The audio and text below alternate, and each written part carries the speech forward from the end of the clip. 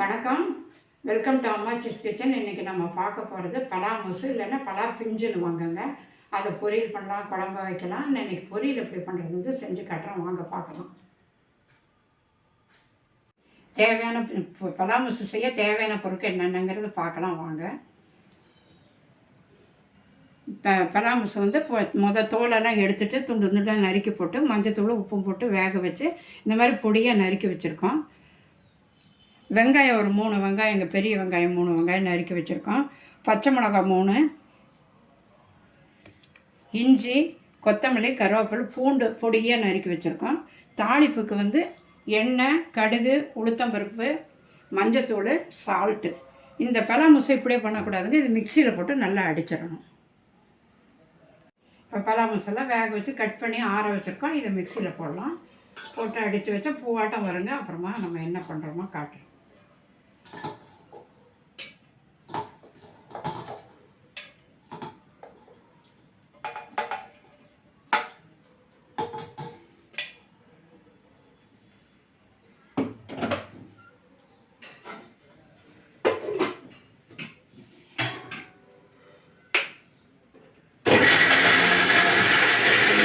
இப்போ நல்லா பொடி பண்ணி வச்சுட்டாங்க மிக்சியில். பாருங்கள் பூவாட்டம் இருக்குது.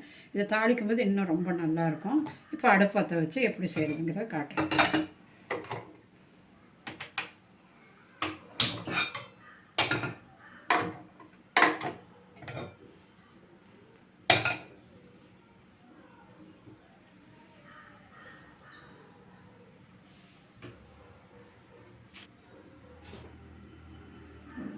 இப்போ எண்ணெய் ஒரு 2 குழிக்கரண்டிங்க இதை ஊற்றிக்கலாம். போதும். எண்ணெய் காயட்டும்.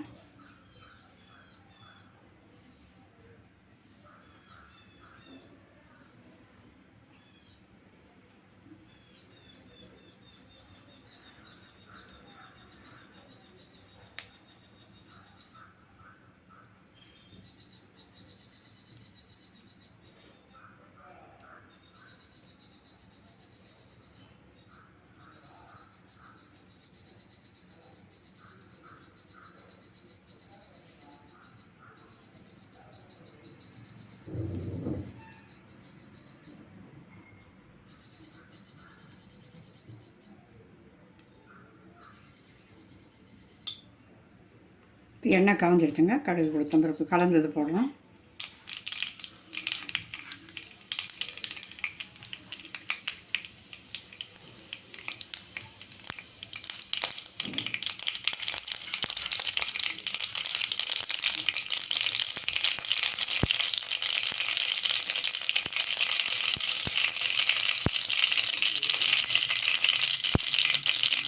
கடலை பருப்பு இது நல்லா வெடிச்சிருக்கு. கடலை பருப்பு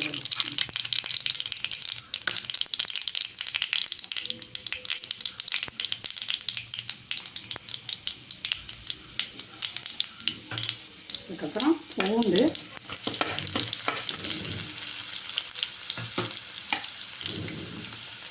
இஞ்சி, பச்சை மிளகாய். ஏன் இஞ்சி பச்சை மிளகாய் போடுறேன்னா இது கொஞ்சம் வாய் வேணும், அதனால இஞ்சி பச்சை மிளகாய் போட்டால் வாய் வந்துடும். அதுக்கப்புறம் வெங்காயம் எல்லாம் நல்லா வணங்கிட்டு கருவேப்பிலை.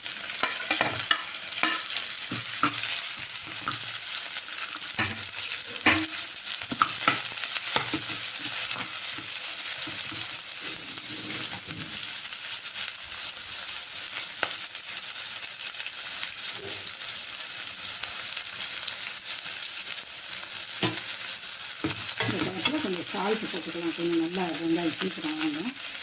ஏற்கனவே இந்த பலா முசில் வந்து உப்பு மஞ்சத்தூள் போட்டு தான் வேக வச்சுருக்கோம். அதனால் உப்பு கொஞ்சம் பார்த்து போடுங்க.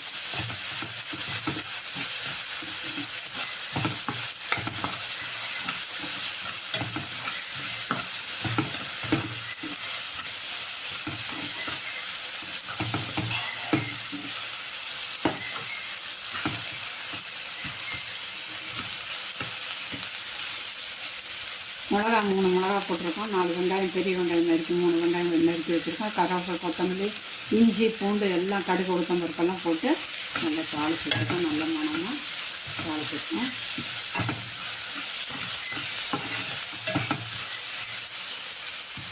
நல்லா வெங்காயம் சிவக்கட்டும்.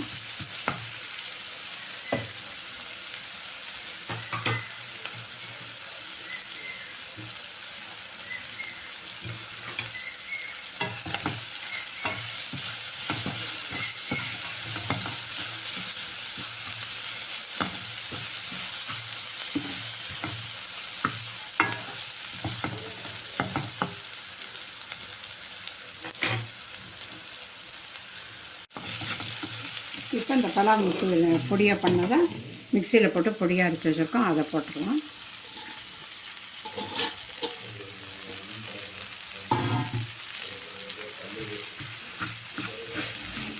போட்டு நல்லா அப்படி கலந்துடணும். இந்த டயத்தில் தேங்காய் போட்டுடலாம். தேங்காய் ஒரு மூடி அரைச்சி வச்சுருக்கோம், அதையும் போட்டுடலாம். கொத்தமல்லி இலை பொடியாக நறுக்கி வச்சுருக்கோம், அதையும் போடலாம்.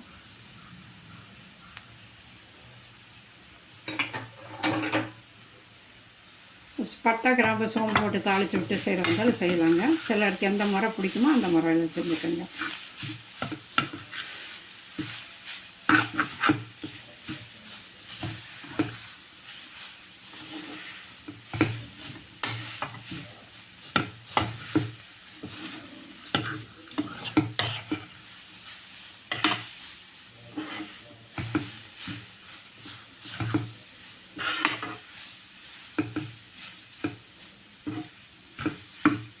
தேங்காய் எண்ணெய் விட்டு தாளித்தா இன்னும் நல்லா டேஸ்ட்டாக இருக்கும். நான் ஆயில் தான் போட்டிருக்கேன். நீங்கள் தேங்காய் எண்ணெய் ஊற்றி நல்ல மணமாக நல்லாயிருக்கும். தேங்காய் எண்ணெய் வேணாலும் போட்டுக்கலாம். ஆயிடுச்சு, ரெடி ஆகிடுச்சுங்க.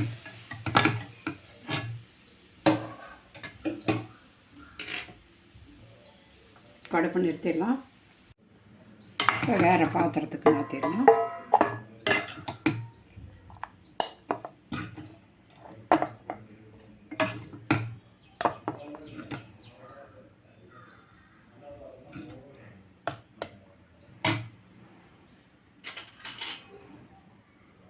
இப்போ பொரியல் ரெடி ஆகிடுச்சுங்க.